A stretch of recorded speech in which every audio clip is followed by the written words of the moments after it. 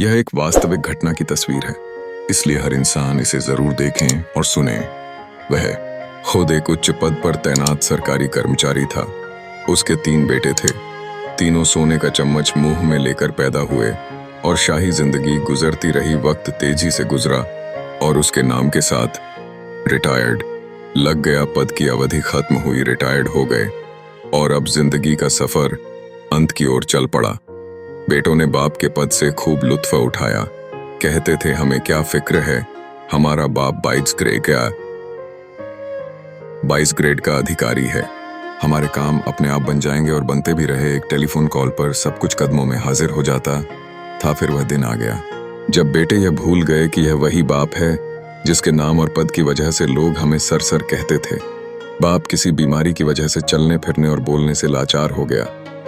बेटे कहने लगे, अब तो बाप की कमजोरी देखी नहीं जाती। एक बेटे ने कहा कि अब्बा की जायदाद और माल की तकसीम करते हैं, न जाने कब मर जाए। अब तो शर्म आती है बताते हुए कि लोग क्या कहेंगे। जब दोस्त आते हैं तो सामने यह बूढ़ा पड़ा होता है। चलो एक नौकर स्थायी रूप से इनके साथ रहने के लिए रख लेते हैं, जो इनका ख्याल रखे। 20,000 मासिक दे देंगे। नौकर आ गया और उसी घर के एक कमरे में बाप को फर्श पर गद्दा लगा दिया गया। नौकर को कहा कि इसका पूरा ख्याल रखना, हमें कोई शिकायत न मिले। बेटों की शादियां हुई। एक ने गर्मी की छुट्टियां गुजारने फ्रांस का प्रोग्राम बनाया और दूसरे ने लंदन और तीसरे ने पेरिस का। और हर जगह अपना परिचय 22 ग्रेड के अधिकारी के बेटे होने से शुरू करते। नौकर को ताकीद की कि हमारी 3 महीने बाद वापसी होगी, तुम बाबा का पूरा ख्याल रखना और वक्त पर खाना देना जी। अच्छा साहब जी। सब चले गए। वह बाप अकेला घर के कमरे में लेटा सांस लेता रहा।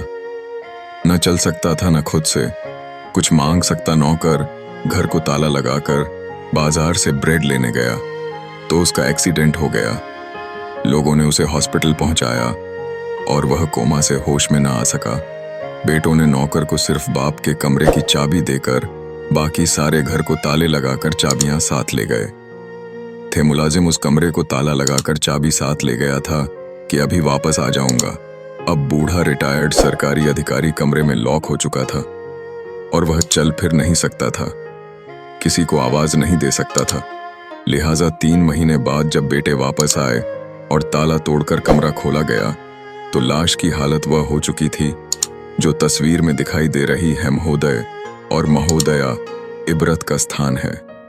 यह वाकया हम किस तरह अपनी औलाद के लिए हलाल व हराम की परवाह किए बिना उनका भविष्य संवारने के लिए तन मन धन खपाते हैं और ज्यादा से ज्यादा दौलत जायदादें बनाकर उनका भविष्य सुरक्षित करने की कोशिश करते हैं और सोचते हैं कि यह औलाद कल बुढ़ापे में मेरी सेवा करेगी।